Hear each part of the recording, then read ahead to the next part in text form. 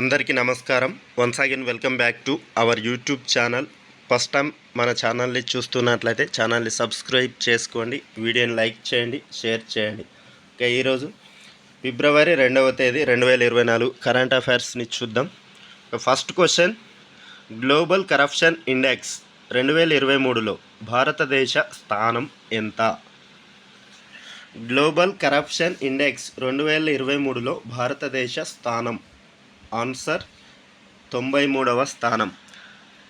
Transparency international ప్రకటించే global corruption index 2023లో Bharat 93వ స్థానంలో నిలిచింది.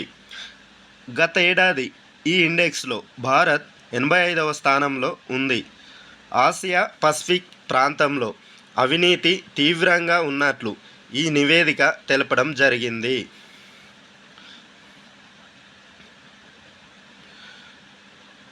పదహారవ ఆర్థిక సంఘానికి భారత ప్రభుత్వం కొత్తగా ఎంతమందిని ఎంపిక చేయడం జరిగింది? ఆన్సర్ 4. 16వ ఆర్థిక సంఘానికి భారత ప్రభుత్వం కొత్తగా 4 సభ్యులను నియమించడం జరిగింది.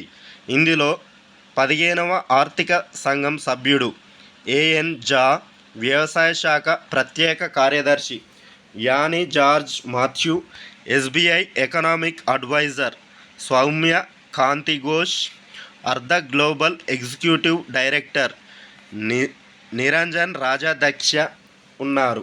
వీరి యొక్క పదవి కాలం 5 సంవత్సరాలు ఉండనుంది. థర్డ్ క్వశ్చన్, ఉత్తర భారతదేశంలో తొలి మానవ డిఎన్ఏ బ్యాంకును ఎక్కడ ఏర్పాటు చేశారు?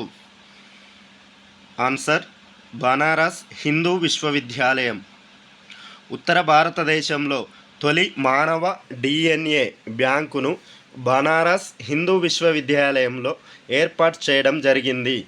ఇందులో యంత్రాలను మేక్ ఇన్ ఇండియాలో భాగంగా పూర్తిగా స్వదేశంలోనే తయారు చేయడం జరిగింది.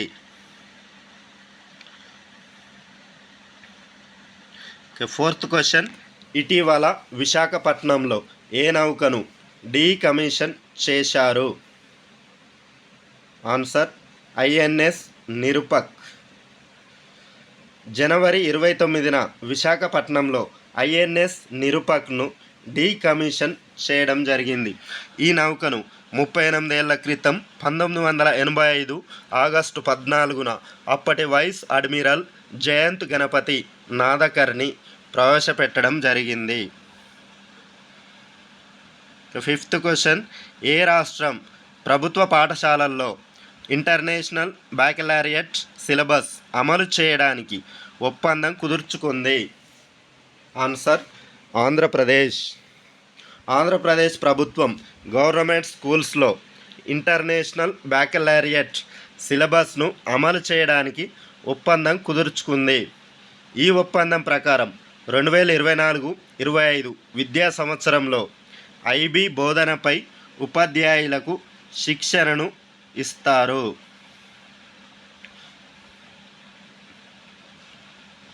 సిక్స్త్ క్వశ్చన్, వ్యవసాయం మరియు గ్రామీణాభివృద్ధి బ్యాంకుల కంప్యూటరీకరణ పథకాన్ని ఎవరు ప్రారంభించారు?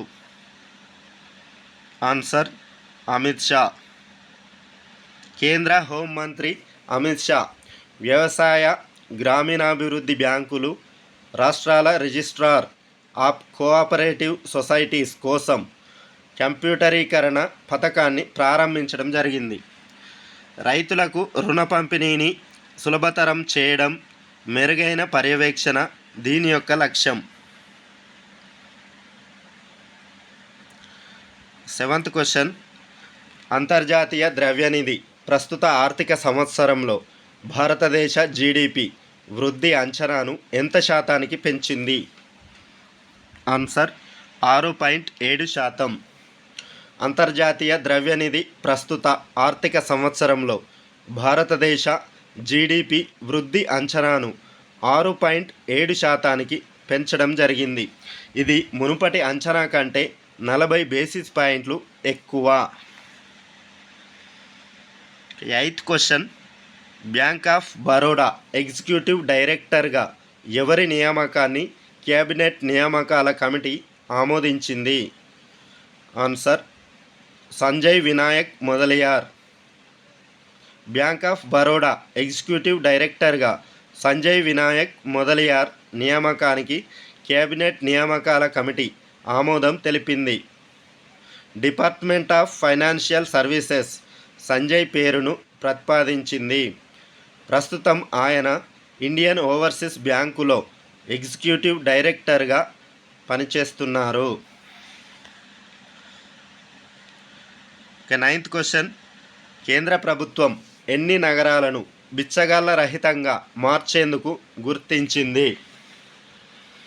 ఆన్సర్ 30 నగరాలు. కేంద్ర ప్రభుత్వం బిచ్చగాళ్ల రహితంగా మార్చేందుకు మొదటగా 30 నగరాలను గుర్తించడం జరిగింది. ఆయా నగరాల్లో భిక్షాటన చేసేవారికి పునరావాసం కల్పించనున్నారు. సామాజిక న్యాయ సాధికారత మంత్రిత్వ శాఖ 2026 నాటికి భిక్షాటనను నిర్మూలించే దిశగా పనిచేస్తుంది. 10th question, Khelo India youth గేమ్స్లో అత్యధిక పతకాలు సాధించిన రాష్ట్రం ఏది? Answer Maharashtra. Khelo India youth గేమ్స్లో మహారాష్ట్ర అత్యధికంగా 158 పతకాలు సాధించడం జరిగింది. ఈ పతకాల పట్టికలో తెలంగాణ 6వ స్థానం, ఆంధ్రప్రదేశ్ 13వ స్థానంలో నిలిచాయి. Thanks for watching. Please subscribe my channel. Thank you.